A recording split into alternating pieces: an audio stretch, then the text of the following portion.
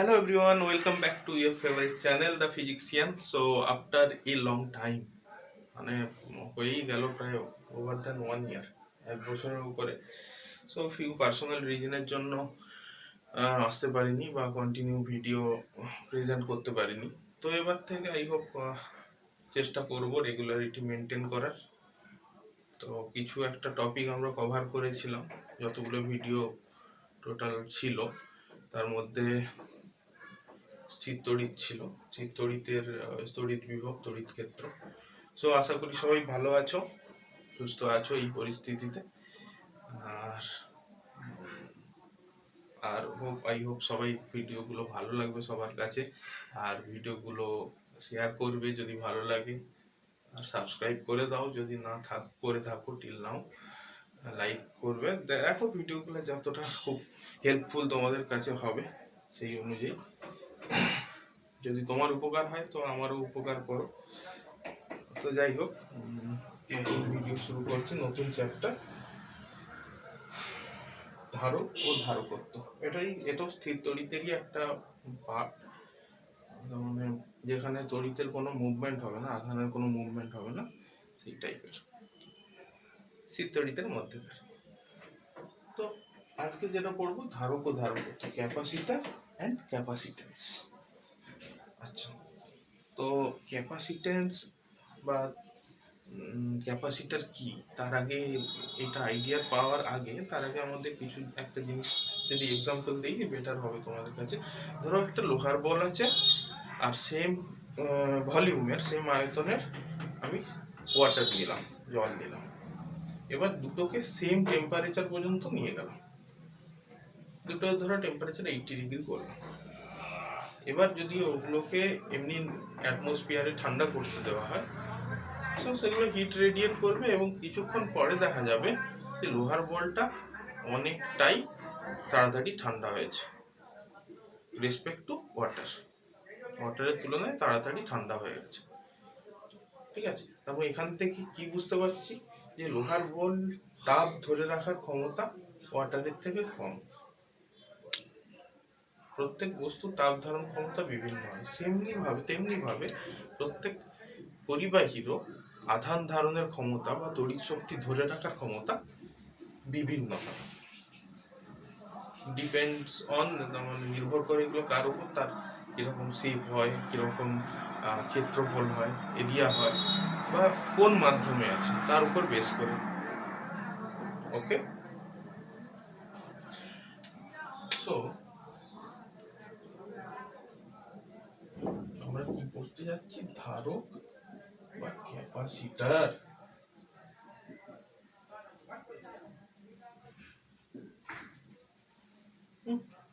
যে সমস্ত পরিবাহী আধান, তড়িৎ আধান বা তড়িৎ শক্তি ধরে রাখতে পারে, কি তড়িৎ আধান, যে সমস্ত পরিবাহী বা তড়িৎ শক্তি ধরে রাখতে পারে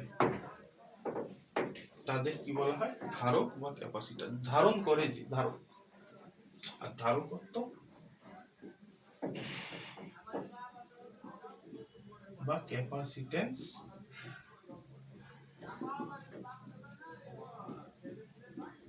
ধরে রাখার ক্ষমতা, তড়িৎ আধান বা তড়িৎ শক্তি ধরে রাখার ক্ষমতা, তড়িৎ আধান বা তড়িৎ শক্তি ধরে রাখার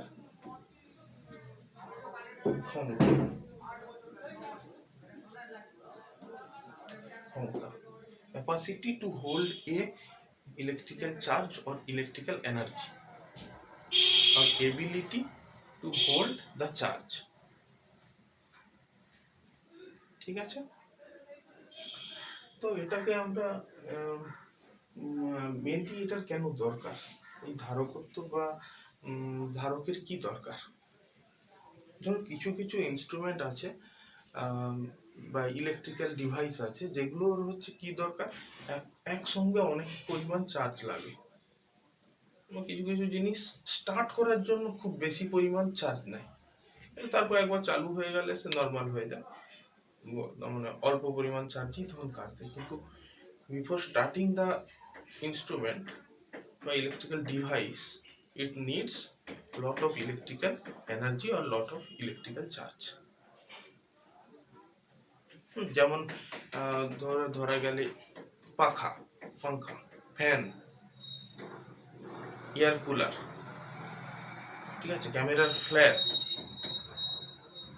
ঠিক আছে, ক্যামেরার মধ্যে যে আগে পেন্সিল ব্যাটারি থাকতো, তার হচ্ছে কতটুকু কারেন্ট দেওয়ার ক্ষমতা থাকতো, 1.5 বা 2 অ্যাম্পিয়ার। কিন্তু ফ্ল্যাশ হওয়ার জন্য মিনিমাম যেটা কি বলে ইলেকট্রিক্যাল চার্জ লাগে বা কারেন্ট লাগে, সেটা 20 অ্যাম্পিয়ারের কাছাকাছি। তো ব্যাটারি একসঙ্গে তো দিতে পারবে না সেটা, এই জন্য একটা ক্যাপাসিটার দিতে হয় ডিভাইসে। এই ক্যাপাসিটারে চার্জগুলো ধরে রাখলো, কালেক্ট করে রাখলো, এবার হঠাৎ করে যখনই স্টার্ট হবে সেটা হচ্ছে প্রোভাইড করে দিল, ঠিক আছে। এই জন্য ক্যাপাসিটার দরকার। তড়িৎ আধান বা তড়িৎ শক্তি ধরে রাখার ক্ষমতা, ঠিক আছে। ক্যাপাসিটারকে ইন্ডিকেট করা হয় কি দিয়ে? C, C for capacitor, C equals to Q by V, C equals to Q by V. তো এখানে তো তড়িৎ আধান বা তড়িৎ শক্তি ধরে রাখার ক্ষমতা বলছে, তো ভি এখানে কি করছে? ভি না হলেও কোনো অসুবিধা ছিল না, ঠিক না? ভি না হলেও কোনো অসুবিধা নেই, কিন্তু ভি এখানে দরকার। কেননা ধরো এখানে একটা এরকম কন্ডাক্টর আছে, এতে কিউ চার্জ দেওয়া আছে, তো স্বভাবতই এর একটা পোটেনশিয়াল থাকবে ভি, যেটা ঠিক আছে, বিভব থাকবে ভি প্লাস কিউ চার্জ দেওয়া আছে প্লাস। এবার ফার্দার যদি আমি একটা চার্জ আনতে চাই এখানে, ধরো কিউ ড্যাশ পজিটিভ চার্জ আমি এখানে আনতে চাইছি, তো কি হবে? এই চার্জটা যখন আনতে যাবো, আনতে এখানে যখন আনবো, তখন এর উপর যে পজিটিভ চার্জগুলো আছে সেগুলো বাধা দিবে। কার জন্য? এই পোটেনশিয়ালের জন্য। একটা যে পোটেনশিয়াল আছে ভি, এই পোটেনশিয়ালটা যত বেশি হবে তত এই চার্জটাকে আনতে কষ্ট হবে, আর ক্যাপাসিটি তার উপর ডিপেন্ড করছে, যত বেশি চার্জ আমি এখানে আনতে পারবো। তো যদি ভোল্টেজ বেশি হয় আমি কম চার্জ আনতে পারবো, আর ভোল্টেজ যদি কম হয়, ভি যদি কম হয়, তাহলে হচ্ছে আমি বেশি চার্জ আনতে পারবো। ভি কম হলে ক্যাপাসিট্যান্স বেশি হবে, আর ভি বেশি হলে ক্যাপাসিট্যান্স কম হবে। এই চার্জটাকে আনতে তো আমাকে একটা কার্য করতে হবে, ওয়ার্ক ডান করতে হবে। ওয়ার্ক ডানটা ততই কম করতে হবে যত এখানে ভি কম থাকবে। ইজিলি আমি চার্জকে আনতে পারবো ভি যদি কম হয়। এই জন্য সি হচ্ছে কিউ আর ভির উপর ডিপেন্ড করে। বেসিক্যালি এইরকম ব্যাপারটা হয়, কিউ প্রপোর্শনাল টু ভি। যত বেশি চার্জ দেবো ততই এর পোটেনশিয়াল বাড়বে, ততই এর ভি বাড়বে। তো কিউ ভির সঙ্গে প্রপোর্শনাল, নো ডাউট। তো যখন একটা কনস্ট্যান্ট আসবে সি ভি, এই সিটাই হচ্ছে ক্যাপাসিট্যান্স হিসাবে ইন্ডিকেট করা হয়, ক্যাপাসিট্যান্স হিসাবে এই সিটাকে বলা হয়।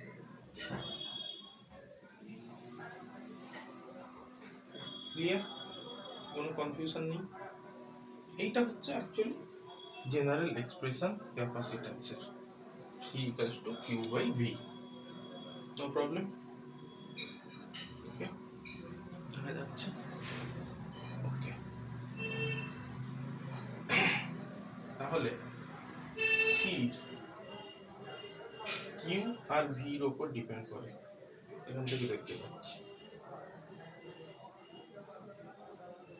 সি কিউ এন্ড ভির ওপর ডিপেন্ড করে না, মোটেও ডিপেন্ড করে না। তার আগে আমি সি এর এককটা বলে দিই, এটা বেটার হবে। সি এর ইউনিট কত প্রকার হবে? এসআই আর সিজিএস, মেনলি আমাদের দুটো যেটা লাগে, এসআই একক। সি এর এসআই একক, এসআই একক, সি এর কি হবে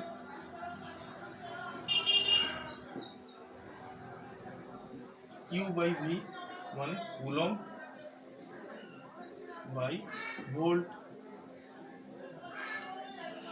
সি বাই ভি, বা এটাকে এক কথায় বলা হচ্ছে ফ্যারাড বা ফ্যারাড।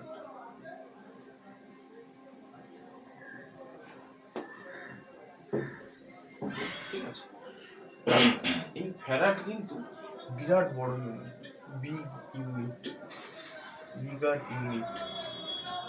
তোমরা ধরতে পারো যদি আর্থের শেপে কোনো কন্ডাক্টর থাকে লাইক আর্থ, এই শেপের কন্ডাক্টর, এই শেপের যদি কন্ডাক্টর থাকে তার যে ক্যাপাসিট্যান্স হয় সেটা হচ্ছে 1 ফ্যারাড। বুঝতেই পারছো কত বড় ইউনিট। সো আমরা যে ইউনিটগুলো ব্যবহার করব সেগুলো হচ্ছে usually mu F, microfarad, nanofarad or picofarad. Microfarad means 10 to the power minus 6, nanofarad মানে 10 to the power minus 9 farad, picofarad মানে 10 to the power minus 12 farad। তাহলে এখান থেকে আমি একটা ডেফিনেশনও পেয়ে যাচ্ছি এসআই ইউনিটে। কি ডেফিনেশনটা? যে কোনো পরিবাহীতে যদি আমাকে 1 কুলম্ব চার্জ আনতে হয় এবং তার জন্য যদি 1 ভোল্ট বিভব প্রভেদ তৈরি হয়, তাহলে ওই পরিবাহীটার ক্যাপাসিট্যান্স বা ধারকত্ব 1 ফ্যারাড আমি বলতে পারি। কি হলো? কোনো পরিবাহীতে যদি 1 কুলম্ব তড়িৎ আধান আনি এবং তার জন্য যদি 1 ভোল্ট বিভব প্রভেদ তৈরি হয় বা পোটেনশিয়াল বিভব তৈরি হয়, দেন তখন পরিবাহীটার ধারকত্ব 1 ফ্যারাড বলা হবে। ঠিক আছে, আচ্ছা এটা গেল এসআই একক। এখন সিজিএস একক কি হবে? সি এর একক সিজিএস ইউনিট, চার্জের ইউনিট কি হয়? ইএসইউ আধান, ভির ইউনিট পোটেনশিয়ালের ইউনিট কি হয়? ইএসইউ বিভব। এটাকে এক কথায় বলা হচ্ছে স্ট্যাট ফ্যারাড। ওকে, এবার যদি কেউ বলে যে এসআই আর সিজিএস ইউনিটের মধ্যে রিলেশন বার করো, এসআই ইউনিট কি 1 ফ্যারাড মানে 1 coulomb by 1 volt by 1 volt. 1 coulomb মানে কি জানি? ইএসইউ আধানের সঙ্গে কি রিলেশন আছে? এরকম একটা রিলেশন আছে, 3 × 10⁹ ইএসইউ আধান। আর 1 ভোল্টের সঙ্গে ইএসইউ বিভবের কি রিলেশন আছে? 1/300 ইএসইউ বিভব। ওকে, 300 যদি উপরে উঠে যায় কি আসবে? 3 × 300 × 10⁹ স্ট্যাট ফ্যারাড। বলতে পারছি কিনা? ইএসইউ আধান বাই ইএসইউ বিভবই তো স্ট্যাট ফ্যারাড ছিল, তার মানে হয়ে যাবে 9 × 10⁻11 স্ট্যাট ফ্যারাড। ক্লিয়ার? তো এটাই হচ্ছে relation, 1 farad = 9 × 10⁻11 stat farad. Clear? বেশ, এবার এর মাত্রাটা আমরা দেখব।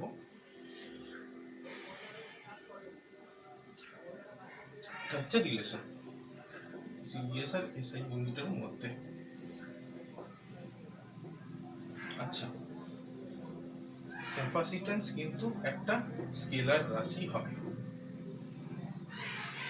ধারকত্ব সবসময় স্কেলার রাশি।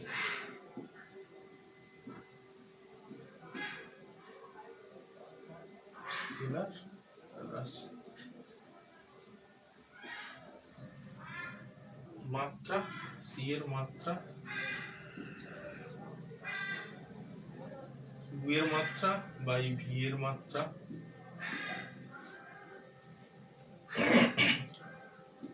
কিউ, ভি মানে কি হয়, ডব্লিউ বাই কিউ। একটা আধানকে একটা ইনফাইনাইটি থেকে যদি তড়িৎ ক্ষেত্রে আনতে যে কৃতকার্য করতে হয় তাকেই তো ভোল্টেজ বলে, তাকেই তো পটেনশিয়াল বলে। তো এটার কি হয়ে যাচ্ছে, ওয়ার্ক ডান বাই আধানের একক, মানে কিউটা উপরে যদি উঠে যায় Q square divided by W এর একক। কিউ আধান কি হয়, আই টি, কিউ যে ডাইমেনশন সেটা আই টি হয়, আই ইন্টু টি, দুটাই ফান্ডামেন্টাল, আই আর টি। আর ওয়ার্ক ডানের মাত্রা কি হয়, M L square T to the power minus T, মানে বল ইন্টু সরণ M L T to the power minus T into N, M L square T to the power minus টি। এটা উপরে যখন উঠে যাবে তখন কি ঘটনাটা ঘটবে, M inverse L to the power minus two, কিন্তু মাইনাস টু উপরে উঠলে টি স্কোয়ারের সঙ্গে কি হয়ে যাবে, টি স্কোয়ার আর এটা টি স্কোয়ার, মানে T to the power four, আর আই স্কোয়ার একটা আছে, ব্যাস এটাই মাত্রা, সি এর মাত্রা। ক্লিয়ার? এবার দেখবো যে এটা কি কি বিষয়ের উপর নির্ভর করে, ক্যাপাসিট্যান্স কি কি বিষয়ের উপর নির্ভর করে, কোন কোন ফ্যাক্টরের উপর ডিপেন্ড করে। ঠিক আছে, কোনো পরিবাহীর ধারকত্ব কোন কোন ফ্যাক্টরের উপর ডিপেন্ড করে, বিভিন্ন ফ্যাক্টরের উপর, বিভিন্ন বিষয়ের উপর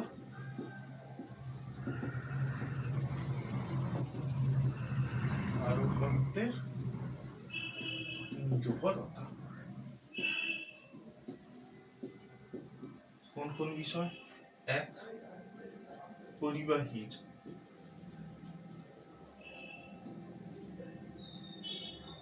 তলের ক্ষেত্রফল, যত বেশি সারফেস হবে তত ক্যাপাসিট্যান্স বেশি হবে। আকার ও আকৃতি। নাম্বার টু,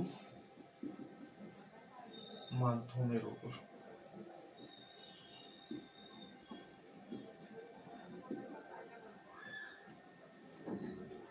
কিন্তু সি মানে জানি Q equals to V, so এটা কিউ আর ভির উপর ডিপেন্ড করার কথা, একটু আগে যে কথাটা বলছিলাম, কিন্তু কিউ আর ভির উপর ডিপেন্ড করে না, ডিপেন্ড করে কার উপর, কারণ রেজিস্টিভিটি বলে একটা জিনিস ছিল তো, কি ছিল রেজিস্টিভিটি মানে ভি বাই আই। তো রেজিস্টিভিটি কি ভি আর আই এর উপর ডিপেন্ড করতো, বিভব প্রভেদ আর প্রবাহ মাত্রার উপর আদৌ নির্ভর করতো না, নির্ভর করতো পরিবাহীটার cross sectional area, length and পরিবাহীটা কি মেটেরিয়াল দিয়ে তৈরি তার উপর, রেজিস্টিভিটির উপর, এগুলোর উপর ডিপেন্ড করতো। ঠিক আছে, ভিআই এর উপর ডিপেন্ডেন্স থাকতো না, ঠিক আছে। কিন্তু ক্যাপাসিট্যান্সের ক্ষেত্রেও সেরকম ভাবে হবে ব্যাপারটা, ঠিক সেইভাবেই, যে কিউ আর ভির উপর ডিপেন্ড করবে না। যখন বলীয় পরিবাহীর ক্যাপাসিট্যান্স পড়বো তখন আরো ক্লিয়ার হবে। তো সেই জায়গায় এটা ডিপেন্ড করে কার উপর, পরিবাহী তলের ক্ষেত্রফল, আকার ও আকৃতি, আর মাধ্যমের উপর, কোন মিডিয়ার মধ্যে রাখা আছে, ইয়ার মিডিয়ার মধ্যে পরিবাহীটা রাখা আছে কি কোনো অয়েলের মধ্যে রাখা আছে, কোনো গ্লাস মিডিয়ামের মধ্যে রাখা আছে, এইসবের উপর। আচ্ছা, তার পরিবাহী তলের ক্ষেত্রফলের উপর কিভাবে ডিপেন্ড করে সেটা একটা পরীক্ষার মাধ্যমে আমরা জানতে পারি। তোমরা একটা কথা শুনে থাকবে, gold leaf electroscope, gold leaf electroscope বা স্বর্ণপত্র তড়িৎবীক্ষণ যন্ত্র, এরকম একটা সেটআপের মধ্যে থাকতো। ঠিক আছে, এর কাজ মেনলি কি ছিল, যে কোনো চার্জ যদি এটা দেওয়া হয় সেটা ডিটেক্ট করতে পারতো, কোনটাই বেশি চার্জ আছে সেটাই ডিটেক্ট করতে পারতো, আর চার্জের প্রকৃতি নির্ধারণ করতে পারতো, নেগেটিভ চার্জ না পজিটিভ চার্জ, এটা ডিপেন্ড করতে, সেটা ডিফাইন করতে পারতো। গোল্ড লিফ ইলেকট্রোস্কোপ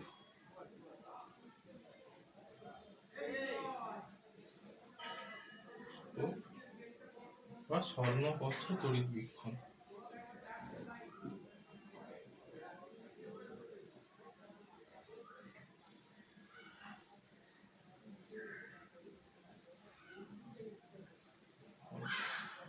এটার উপরে যদি প্রথমে তলের ক্ষেত্রফলের উপর দেখব, এরকম একটা ধরো টিনের পাত আছে, যে টিনের পাতের ক্ষেত্রফল ভ্যারি করা যায়,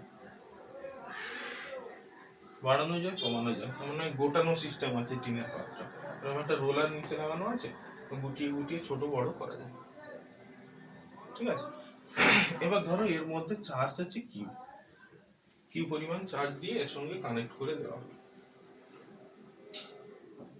ঠিক আছে, প্রথমে ধরো ক্ষেত্রফলটা এতটাই আছে, তো এতটা থাকার সময় দেখলাম একটা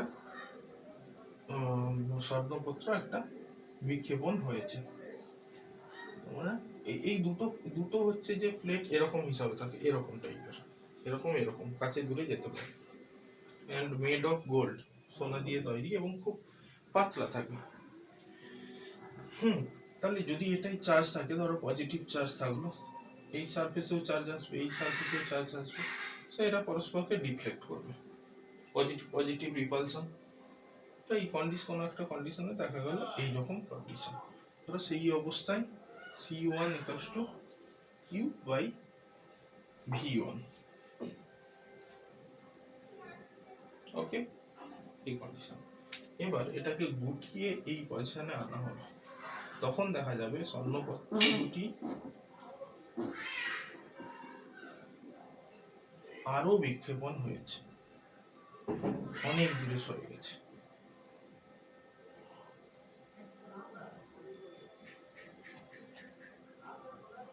মানে এই কন্ডিশনে C2 equals to Q by V2।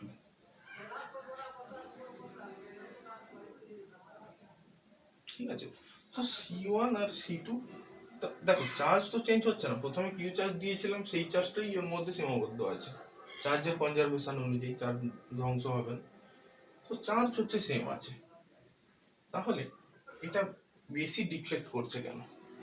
এখানে অবভিয়াসলি ভির মান বেশি, সেকেন্ড কেসে ভির মান বেশি হলে বিভব পোটেনশিয়াল বেশি হওয়ার জন্য এখানে চার্জ গ্যাদার বেশি হচ্ছে, চার্জ গ্যাদার বেশি হওয়ার জন্য এটা পরস্পরের ডিফ্লেক্ট বেশি বাড়ছে বেশি, মানে V2 greater than V1,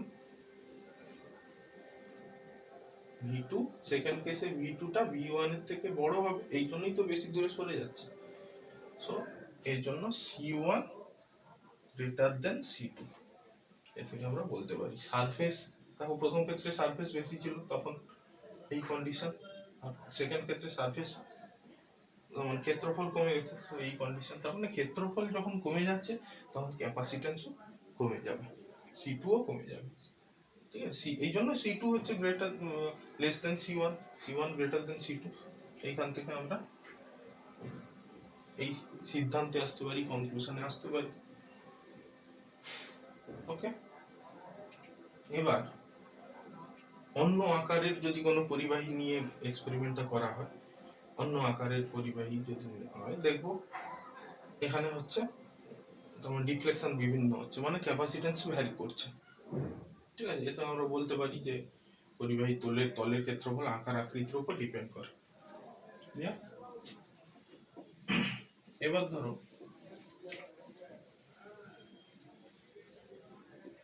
এরকম একটা প্লেট আছে, তো এর কাছে অন্য একটা মিডিয়াম আনলাম, মাধ্যমের উপর দেখবো এবার একটা কাঁচের একটা স্ল্যাব আনলাম ধরো, তো কাঁচের স্ল্যাব আনলে কি হবে, এখানে প্লাস চার্জ আছে, এখানে একদম কাছাকাছি আনলাম, নিয়ার এন্ডে কি হবে নেগেটিভ চার্জ, আর বাইরের এন্ডে হবে পজিটিভ চার্জ। এর পোলারাইজেশন করবে, এর মধ্যে সমবর্তন যেটাকে বলে, তবে নেগেটিভ চার্জগুলো এদিকে আনবে, পজিটিভ চার্জগুলোকে দূরে সরিয়ে দেবে। তো যখন আনা হবে দেখা গেল প্রথম আনার পূর্বে, মানে এটাকে আনার আগে কাঁচের স্ল্যাবটাকে, তো ডিফ্লেকশন এরকম ছিল, তখন পজিটিভ প্লাস কিউ চার্জ শুধু ছিল, তো তখন ডিফ্লেকশন এরকম ছিল। তো এবার এই স্ল্যাবটাকে আনার জন্য কি দেখা যায় যে ডিফ্লেকশনটা কমে যাচ্ছে, মানে বিভব কমে যাচ্ছে। বিভব কমে যাচ্ছে মানে ক্যাপাসিটি বাড়ছে, ক্যাপাসিট্যান্স বাড়ছে। ওকে, এটা কেন হচ্ছে? দেখো এখানে যে নেগেটিভ চার্জগুলো আছে, এখানে পজিটিভ চার্জগুলোকে নিজের দিকে টেনে রাখতে চাইবে। তার মানে এখানেও যে সারফেসে যে পজিটিভ চার্জগুলো জমছিল তাদেরকে টেনে আনতে চাইবে এদিকে। আর পজিটিভ চার্জ কি করবে? এই চার্জগুলোকে দূরে ঠেলিয়ে দেবে, মানে এদিকে বেশি চার্জ আনতে চাইবে এই প্লেটের উপর। নেগেটিভ চার্জ কাছে টানবে, পজিটিভ চার্জ এই চার্জগুলোকে দূরে সরিয়ে দেবে। কিন্তু দেখো নেগেটিভ চার্জগুলো পজিটিভ চার্জের থেকে কাছে অবস্থান করছে, কাছে অবস্থান করার জন্য নেগেটিভ চার্জের এফেক্ট পজিটিভ চার্জের থেকে বেশি হবে। মানে আলটিমেট গ্রস ভাবে দেখা যাবে যে এর বিক্ষেপণটা কমে গেছে। এর বিক্ষেপণটা যদি প্রথমে এরকম ছিল এটা আনার আগে, তো এটা আনার পরে দেখা গেল বিক্ষেপণটা এরকম হয়েছে, কাছে সরে এসছে। বললাম যে এটা নেগেটিভ চার্জের এফেক্টটা বেশি হবে, পজিটিভ চার্জগুলোকে এদিকে আসতে দেবেন। ওকে, এই জন্য তার মানে অন্য কোনো মিডিয়াম আনা হলেই দেখছি ক্যাপাসিট্যান্স বেড়ে যাচ্ছে, বিভব কমে যাচ্ছে, মানে কিউ বাই ভি কমে যাচ্ছে, মানে এই টোটাল ভ্যালু বাড়ছে, মানে সিও বাড়ছে। এবার যদি এইটাকে আর্থ করে দেওয়া হয়, এই সাইডের চার্জগুলোকে, এই পজিটিভ চার্জগুলো এদিকে চলে আসবে, ওই পজিটিভ চার্জগুলো আর্থ হয়ে যাবে, মানে এখানে আর পজিটিভ চার্জ থাকবে না, ফ্রি, মানে শুধু নেগেটিভ চার্জের জন্য এখানে এফেক্ট পড়বে। তখন দেখা যাবে এই স্বর্ণপত্র দুটো আরো কাছে চলে এসছে, মানে ক্যাপাসিটি অনেক বেড়ে গেছে। তো এইটা হলো মাধ্যমের উপর ডিপেন্ডেন্স। অন্য যে কোনো মিডিয়া এলে সেখানে ডিপেন্ড করতো কতগুলো চার্জকে পোলারাইজ করতে পারছে তার উপর, সেই অনুযায়ী ক্যাপাসিট্যান্স ভ্যারি করতো। মোটামুটি এয়ার মিডিয়াম বাদে অন্য যে কোনো মিডিয়াম আনা হলে তখন দেখা যাবে ক্যাপাসিট্যান্স বাড়ছে ওই পরিবাহীটার। ক্লিয়ার? ক্লিয়ার? বেশ, এইটা হলো ঘটনা। এই বিষয়গুলোর উপরে ক্যাপাসিট্যান্স ডিপেন্ড করে, এই বিষয়গুলোর উপরে ক্যাপাসিট্যান্স ডিপেন্ড করে। এরপরে আসবো কি, যে গোলীয় পরিবাহীর ধারকত্ব। গোলীয় পরিবাহী আর সমান্তরাল পাত ধারকত্ব দুটো আছে। প্রথমে গোলীয় পরিবাহীটা কম আছে,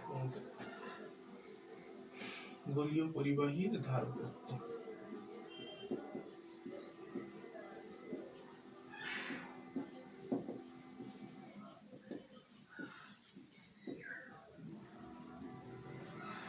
গোলীয় পরিবাহীর ধারকত্ব, গোলীয় পরিবাহী মানে এরকম গোলীয় পরিবাহী, তার ধারকত্ব কি হবে? ধারকত্ব মানেই আমরা জানি কি, C equals to general for general case Q by V. Clear? এবার গোলীয় পরিবাহীর ক্ষেত্রে যদি কিউ চার্জ দেওয়া হয় আর এর যদি রেডিয়াস আর হয়, তো আমরা তড়িৎ বিভব চ্যাপ্টারে কি পড়েছিলাম যে এই রকম গোলীয় কোনো স্ফিয়ারের ক্ষেত্রে কি হতো, চার্জকে সেন্টারে আছে বলে কনসিডার করতে পারতাম, চার্জ সেন্টারে আছে বলে কনসিডার করতে পারতাম, সলিড হোক ভালো হোক যাই হোক না কেন। আর যদি কনফিউশন থাকে আগের ভিডিও গিয়ে দেখতে পারো, ওখানে ক্লিয়ার করে ডিটেলসে বলা আছে। কিউ বাই ভি মানে কি, ভি মানে কি হয়, কে কিউ বাই আর, যদি রেডিয়াস আর কনসিডার করা হয় তাহলে থাকলো কি, কিউ কিউ গেল মায়ের বুকে, থাকলো আর বাই কে। তাহলে কিউ আর ভির উপর কি ডিপেন্ড করছে ক্যাপাসিট্যান্স? কার উপর ডিপেন্ড করছে? আর। মানে একটা পরিবাহী ধরো 1 সেন্টিমিটার রেডিয়াসের একটা পরিবাহী বানিয়ে দেওয়া হলো, তার মানে এর ক্যাপাসিট্যান্স ফিক্স হয়ে গেল। যাই কারেন্টের ভ্যালু হোক, চার্জের ভ্যালু হোক, পোটেনশিয়ালের ভ্যালু হোক, তার ক্যাপাসিট্যান্স ফিক্সড হয়ে গেল, কনস্ট্যান্ট ভ্যালু। 2 সেন্টিমিটার যদি হয় তার ক্যাপাসিট্যান্স কনস্ট্যান্ট হয়ে গেল। মানে একটা স্ট্যাম্প লেগে গেল যে তোর ক্যাপাসিট্যান্স ওয়ান, ধর 2 পিকো ফ্যারাড, এরকম টাইপের। ক্লিয়ার? তো আর বাই কে বা সি ইকুয়ালস টু কে, 1/k এর ভ্যালু কি হয়? 4 পাই এপসাইলন। এই 4 পাই এপসাইলন উপরে উঠে গেলে 4 পাই এপসাইলন আর, যদি বায়োমিডিয়া ধরা হয় তো এপসাইলন 0। এইটা হচ্ছে relation C equals to 4 pi epsilon 0 R. ঠিক আছে? আচ্ছা, এটা হলো গোলীয় পরিবাহী ধারকত্ব। তাহলে কারোর উপর ডিপেন্ড করছে না, কিন্তু শুধু ডিপেন্ড করছে রেডিয়াস। রেডিয়াস যত বেশি হবে তত ক্যাপাসিট্যান্সের ভ্যালু বাড়বে। আর ডিপেন্ড করছে কার উপর? মিডিয়ার উপর। দেখো এপসাইলন 0-র উপর মানে বায়ো মিডিয়ার উপর ডিপেন্ড করছে। অন্য মিডিয়া হলে এপসাইলন হতো, তখন অন্য মিডিয়ার উপর ডিপেন্ড করতো। ক্লিয়ার? এবার একটা বেশ ফ্যামিলিয়ার একটা প্রবলেম করব। এরকম প্রবলেম আসে।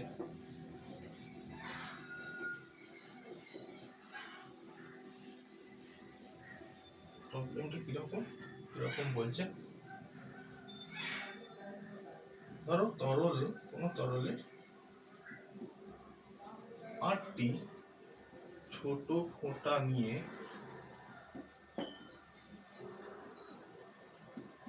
একটি বড় ফোঁটা তৈরি করা হলো।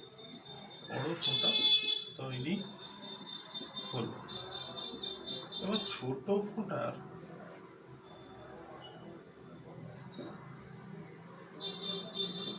ব্যাসার্ধ যদি 2 মিলিমিটার হয় ও আধান, প্রত্যেকটার আধান 10⁻⁻14 কুলম্ব হয়, তবে বড় ফোঁটাটির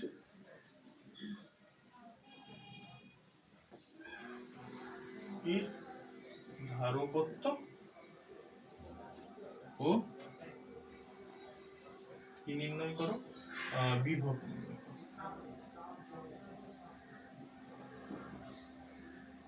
আচ্ছা দেখো তো, এই যে 8টি ছোট ফোঁটা দিয়েই তো বড় ফোঁটাটা তৈরি হয়েছে, মানে 8টি ছোট ফোঁটার টোটাল ভলিউম ইকুয়ালস টু বড় ফোঁটার ভলিউম। বড় ফোঁটাটা ছোট ছোট ফোঁটা দিয়েই তৈরি হয়েছে, মানে 8টি ছোট ফোঁটার টোটাল ভলিউম বড় ফোঁটার ভলিউম। আমি এটা লিখতে পারি কিনা, 8 × 4⁵ পাই ছোট ফোঁটার যদি ব্যাসার্ধ আর স্মল আর ধরা হয়, r Q equals to 4⁵ pi capital R Q বড় ফোঁটার ব্যাসার্ধ যদি ক্যাপিটাল আর ধরা হয়। তাহলে এই রিলেশন থেকে আসতে পারছি কিনা, r equals to r Q equals to 8 r Q, বা আর ইকুয়ালস টু 2 আর। আর এর ভ্যালু 2 মিলিমিটার, 2 মিলিমিটারের ভ্যালু বসিয়ে দিলে কি হয়ে যাবে, 2 × 2 মানে 4 × 10⁻³ মিটার। এবার ক্যাপাসিট্যান্স, গোলকের ক্ষেত্রে ক্যাপাসিট্যান্স কি হয় জাস্ট দেখলাম কিছুক্ষণ আগে, সি ইকুয়ালস টু 4πε0 আর। আর এর ভ্যালু বসিয়ে দাও, আর 4πε0 এর ভ্যালু কত হয়, 1/4πε0 এর ভ্যালু হয় 9 × 10⁻, কত, 9 × 10⁻⁹ হয়। তো সেই ভ্যালুটা এখানে 4πε0 আছে, মানে উল্টে বসবে 1/9 × 10⁻⁹। ঠিক আছে কিনা? কিন্তু আর এর ভ্যালু 4 × 10⁻⁻, আচ্ছা 10⁹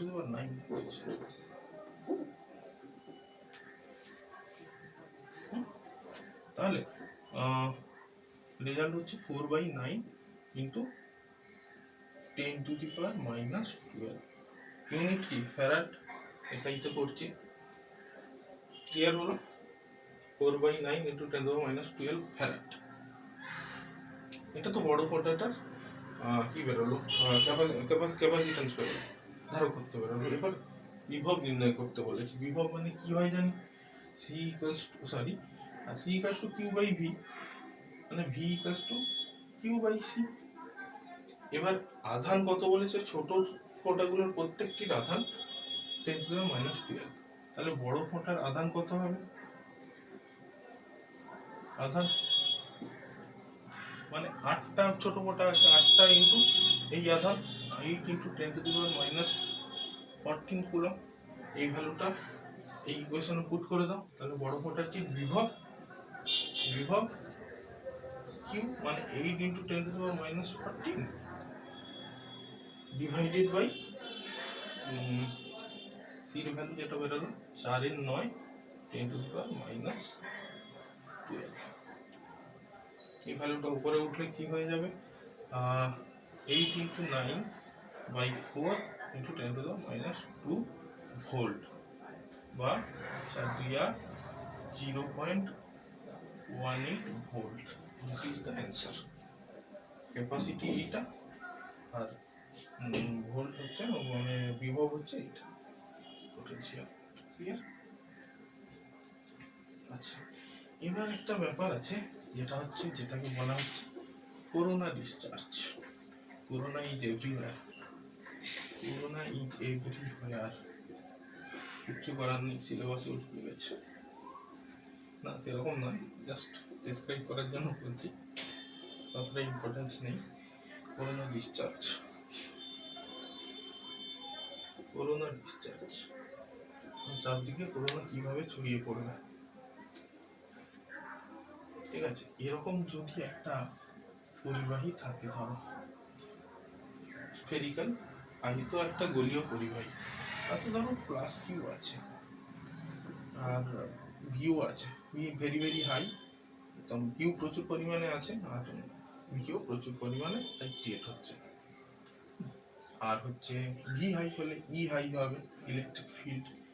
ইলেকট্রিক ফিল্ড কিভাবে কাজ করবে এখানে তোমরা জানো, সারফেসের সঙ্গে নর্মালি, সারফেসের সঙ্গে নর্মালি, সারফেসের সঙ্গে এইভাবে নর্মালি কাজ করে।